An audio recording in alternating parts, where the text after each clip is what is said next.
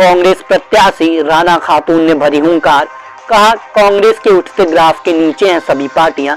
विधानसभा सगड़ी से कांग्रेस प्रत्याशी राणा खातून ने कहा कि कांग्रेस महासचिव एवं प्रदेश प्रभारी प्रियंका गांधी वाड्रा जी ने जो सगड़ी से मुझे जिम्मेदारियां दी हैं उनको पूरी निष्ठा से निर्वहन करूंगी और अब की बार कांग्रेस की सरकार बनाकर उत्तर प्रदेश सहित सगड़ी को भ्रष्टाचार मुक्त करूंगी। मैं विधानसभा सगड़ी में घर घर जाकर कांग्रेस की नीतियों से युवाओं को जागरूक कर रही हूं। इस दौरान मैंने देखा कि सभी युवाओं में मौजूदा सरकार के प्रति आक्रोश भरा हुआ है और कांग्रेस का ग्राफ तेजी से बढ़ता हुआ नजर आ रहा है।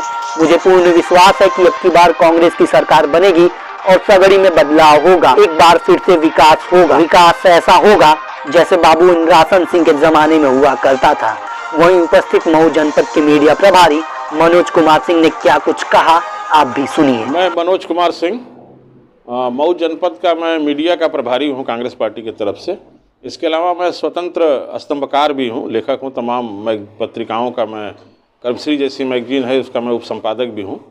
और मैडम को पार्टी ने जो विश्वास जताया है सगड़ी में, इससे जनता में बड़ी खुशी है, क्योंकि राणा खातून जी के अंदर चूँकि सेना में रही हैं, इस नाते एक सैनिक के अंदर जो जोश होता है वो जोश खरोश आपके अंदर है। और आप शिक्षाविद भी रही हैं, एक विद्यालय की प्रधानाचार्य रही हैं, इस नाते इनके अंदर वो बौद्धिकता भी है, समझदारी भी है, समाज की समस्याओं की एक बेहतर समझदारी रखती हैं। और सगड़ी से बिल्कुल उनका एक तरीके से उनका घर है, उनका पैतृक एक तरह से घर है। इस नाते सगड़ी के जन जन से उनका बड़ा गहरा अनुराग भी है, लगाव भी है। और लोग कांग्रेस के दिनों को लोग याद कर रहे हैं। एक उबन सी महसूस हो रही है समाजवादी पार्टी, बहुजन और भाजपा के कारनामों से, जो नकली मुद्दों पर चुनाव लड़ रहे हैं। हम असली मुद्दों पर चुनाव लड़ते थे और जनता की जो बुनियादी समस्याएं हैं, गरीबी, भुखमरी, बेरोजगारी, इन सब सवालों को लेकर के और शानदार नीतियों के साथ चूंकि कांग्रेस आ रही है, इस नाते शानदार नीतियों के नाते ही देखिएगा, चूंकि देश का जो निर्माण होता है वो शानदार नीतियों की वजह से होता है, सिर्फ नेताओं की वजह से नहीं होता है। अगर शानदार और जानदार नीतियां होती हैं तो जमीन पर काम होता है। और इस नाते जमीनी स्तर पर आप देखेंगे, ये विज्ञापन का दौर है, विज्ञापन के दौर में जरूर कुछ लोग लड़ते दिखाई देंगे, लेकिन जमीन पर अगर लड़ाई कोई है, लड़ रहा है, तो बिल्कुल कांग्रेस लड़ रही है, पूरे प्रदेश के अंदर लड़ रही है। और वही हवा सगड़ी के अंदर भी चल रही है। सगड़ी के गौरवशाली इतिहास को फिर से लिखने का प्रयास राणा खातून जी करेंगी। देखिएगा, सगड़ी का बड़ा ही गौरवशाली नेतृत्व रहा है। यहाँ का नेतृत्व कभी अलगुराज शास्त्री ने किया है, कभी विक्रमा राय ने किया है, कभी बाबू इंद्रासन सिंह ने किया है, स्वाधीनता संग्राम सेनानी ने, कभी शिक्षाविद रहे पंचानन राय ने किया है। तो उसी तरह का गौरवशाली इतिहास यहाँ पर फिर दोहराया जाएगा।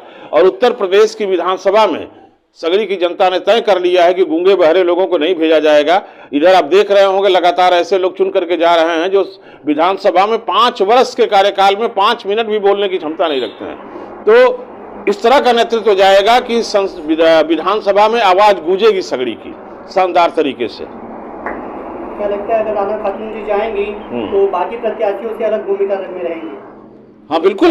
जाने से पहले सभी लोग यही कहते हैं। नहीं, जाने से पहले आप देख लीजिए ना, इतिहास भी देख लीजिए।